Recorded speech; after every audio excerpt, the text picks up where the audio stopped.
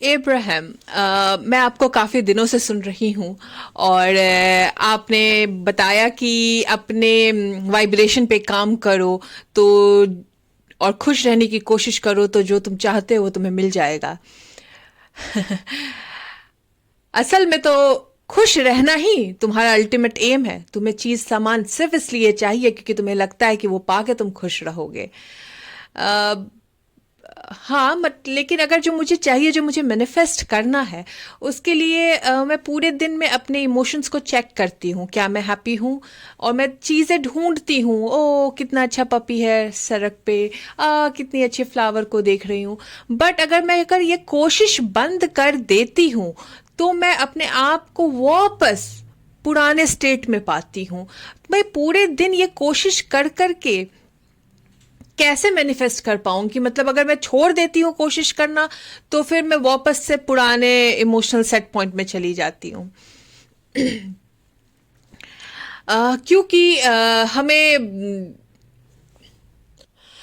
क्योंकि हमें बचपन से बताया गया है कि नीडी बनने से सामान मिलता है। माँ को दिखाना पड़ता था कि नीड है, नीड है, परेशान हूं मैं, तो माँ ध्यान देती थी। बट लॉ ऑफ अट्रैक्शन तुम्हारी माँ नहीं है।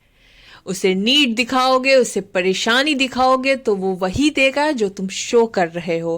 क्योंकि तुम्हारी माँ ने तुम्हें बचपन से गलत सिखाया कि नीड दिखाओ तो तुम्हें सामान मिलेगा।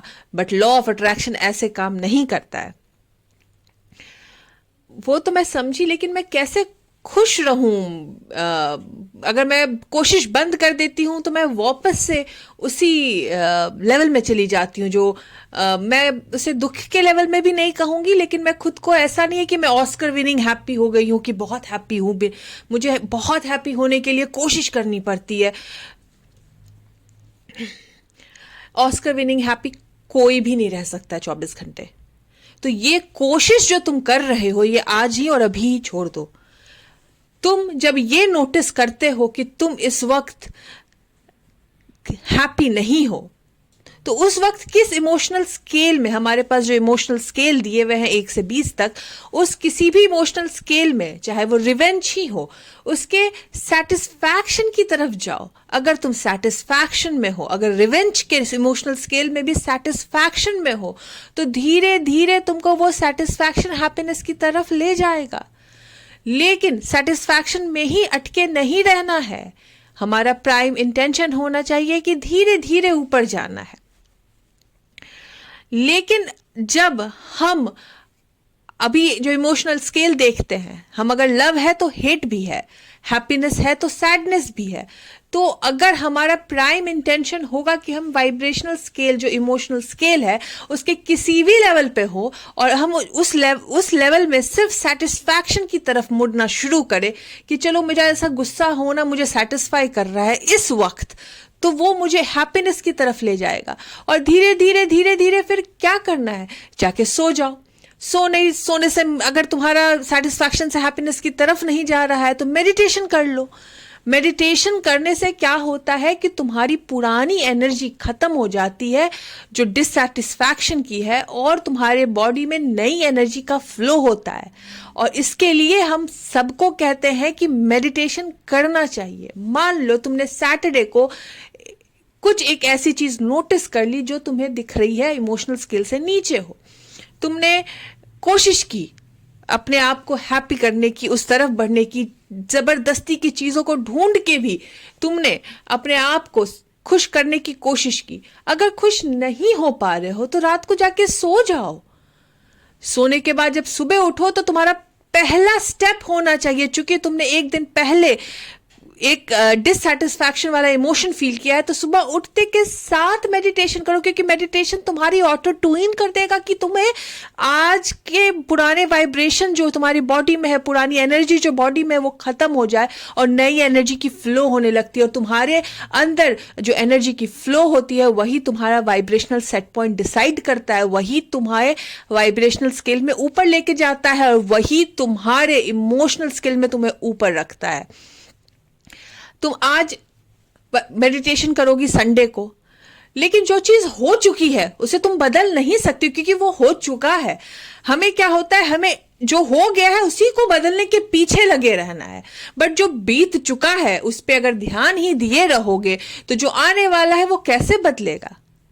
तुम्हें चाहिए कि जो मैं च्युइंगम चबा रही हूं उसका रस खत्म हो चुका है, उसकी मिठास खत्म हो गई है, बट फिर भी इसी च्युइंगम से मिठास निकलनी चाहिए। वो कैसे होगा, क्योंकि जो मैनिफेस्ट हुआ है वो तुम्हारा पुराना वाइब्रेशन है, तुम्हारा कोई ऐसा ऑब्जर्वेशन है जो तुम्हें ये मैनिफेस्टेशन लाके दिया है। और उस मैनिफेस्टेशन के बारे में सोचना, उस मैनिफेस्टेशन के बारे में ध्यान दिए रहना, उस मैनिफेस्टेशन को देख देख के परेशान रहना तुम्हें कैसे नए अच्छे मैनिफेस्टेशन के बारे में लेके आएगा। नया च्युइंगम कैसे खाओगी जब पुराना च्युइंगम मुंह में चबाती रहोगी सिर्फ इस कोशिश में कि इसमें से मिठास वापस आ जाए। कोशिश तो ये होनी चाहिए कि जो हो गया वो हो गया, बस उसे मैं चेंज कर नहीं सकती हूं। अब जो हुआ है कहीं ना कहीं मेरा ही क्रिएशन है, लेकिन आज जब वो मैं क्रिएट कर सकती हूं तो आज और अभी से मैं ये क्रिएशन को भी चेंज कर सकती हूं। और बस क्या करना है, खुश रहने के कारण ढूंढने हैं, मेडिटेशन करना है, अपनी एनर्जी को क्लीन करना है। और धीरे धीरे धीरे तुम वेंसडे थर्सडे तक देखोगे कि मेडिटेशन की जो ऑटो ट्यूनिंग हो रही है तुम्हारी बॉडी में, तुम्हारे मैनिफेस्टेशंस के रिजल्ट्स बदलते जा रहे हैं। बट दिक्कत ये है कि हमें ये डिसीजन नहीं लेना आता है।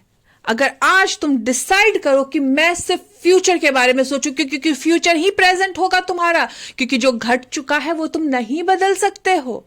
तो जो घट गया है उसके पीछे परेशान रह के डिससैटिस्फैक्शन की तरफ बढ़ना तुम्हें कहीं से सर्व नहीं करेगा। तुम अगर इस वक्त ये नोटिस कर रही हो कि तुम बहुत हैप्पी नहीं हो, तो कहीं ना कहीं तुम उस प्रेजेंट मैनिफेस्टेशन से डिससैटिस्फाइड हो, और उस डिससैटिस्फैक्शन के अनुभव के कारण तुम उस हैप्पीनेस को अलाउ नहीं कर रही हो जो तुम्हें आगे फ्यूचर में सेकंड नेचर के रूप में आएगा। तो नोटिस करना बंद करो। जब हम किसी परेशानी के मिडिल में रहते हैं ना, तो उस वक्त उस परेशानी के बारे में नहीं सोचना ही एक आर्ट है। उस परेशानी के अलावा कुछ सोचना तुम्हें उस परेशानी से बहुत जल्द बाहर निकाल देगा। लेकिन हमें बस उस परेशानी में रख के हमें चिंतन मंथन करना है कि आखिर ये हुआ क्या। जान के क्या कर लोगे कि क्यों हुआ, जान के क्या कर लोगे कि तुम्हारा इमोशनल स्केल क्या है इस वक्त। क्यों ना कम ध्यान दिया जाए, क्यों ना सिर्फ कोशिश की जाए कि हैप्पी है, क्या है अभी इमोशनल सेट पॉइंट, उसके लिए परेशान ना हो। कभी खुद को ऐसे डिससैटिस्फैक्शन के माहौल में पाओ भी तो ये सोचना चाहिए कि जो मेरा इनर बीइंग है इस डिससैटिस्फैक्शन से कुछ अलग सोच रहा है। क्योंकि तुम्हारा इनर बीइंग क्या सोचता है जब तुम सैड होते हो, तो मेरा इनर बीइंग कभी सैड नहीं होता है, मेरा इनर बीइंग हमेशा हैप्पी रहता है, हमेशा सेटिस्फाइड रहता है। तो तुम ये डिससैटिस्फैक्शन सिर्फ इसलिए फील करती हो क्योंकि तुम इनर बीइंग से अलग होके सोच रही हो, और अपने बॉडी के अंदर की एनर्जी से अलग होके जब सोचोगी तो हमेशा डिससैटिस्फैक्शन ही मिलेगा। क्योंकि तुम जब किसी भी सब्जेक्ट के नेगेटिव एंड ऑफ स्टिक को सोचती हो, किसी भी प्रॉब्लम के नेगेटिव एंड ऑफ स्टिक को सोचती हो, अपने वर्तमान में जो भी तुम्हारे मन के मुताबिक नहीं है उसके बारे में सोचती हो, तो तुम अपने वर्तमान को तो छोड़ो, वो तो पास्ट टेंस है, फ्यूचर को खराब कर रहे हो। तो तुम आज तो बदल सकती नहीं हो। आज पे फोकस करोगी तो तुम्हारा आने वाला कल भी ऐसा ही निकलेगा। तो क्या होना चाहिए कि क्यों ना हम सिर्फ कल के बारे में सोचे, आज तो घट गया है। और कभी भी अपने आप को पाओ कि डिससैटिस्फैक्शन के मोड में हो तो हमेशा बोलो हेल्प इज ऑन द वे। मैं ऐसा इसलिए सोच रही हूं क्योंकि मैं अपने इनर बीइंग से अलग होके सोच रही हूं, और help is on the way, और I am blocking the help. मैं उस हेल्प जो आने वाला है उसको रोक रही हूं इस डिससैटिस्फैक्शन के वाइब्रेशन में रह के। तो क्यों ना रीजंस ढूंढते हैं खुश रहने के, क्यों ना उस च्युइंगम जिससे मिठास खत्म हो गई है उसको थूक देते हैं और एक नए च्युइंगम के आने का इंतजार करते हैं। क्यों ना आज में जो इररेलेवेंट है, जो कि बीत चुका है, परेशान होना बंद कर देते हैं, बिकॉज ये हमेशा नहीं रहने वाला, एक ना एक दिन इसे खत्म होना है। तो क्यों ना जब वो खत्म हो जाएगा उसके बाद की बात सोचते हैं, क्योंकि तुम अपने प्रेजेंट को सोच सोच के, परेशान रह रह के कभी चेंज नहीं कर सकती। तो फिर मैं कभी खुश नहीं रह पाऊंगी। बिल्कुल खुश रह पाओगी। तुम्हारे डिससैटिस्फैक्शन का रीजन है you are thinking too much, you are making too much out of it. अपने लाइफ को इजी लो, लाइफ को फन के वे में लो। इतना ज्यादा चिंतन मंथन मत करो, हर टाइम थर्मामीटर लेके मत बैठो कि तुम्हारा इमोशनल स्केल में कहाँ हो, वरना तुम लाइफ एंजॉय करना बंद कर दोगी। परेशान होना बंद करो और बस लाइफ को इजी आराम से लो। जब कुछ डिससैटिस्फैक्शन आए तो जाके सो जाओ और हर दिन डिसीजन लो कि तुम अपने फ्यूचर के बारे में सोचोगी और आज को ठीक करने के लिए सिर्फ और सिर्फ अपनी एनर्जी पे काम करोगे। अपने मेडिटेशन के द्वारा जो पुरानी सड़ी हुई एनर्जी है उसको खत्म करके नई एनर्जी की प्रवाह को अपने शरीर में लेके आओगी, ताकि नई एनर्जी जो हमारा वाइब्रेशनल रियलिटी से फिजिकल रियलिटी में कन्वर्ट करते हैं डिजायर्स को, नए नए अच्छे अच्छे डिजायर्स लेके आए। इनफ। Thank you Abraham.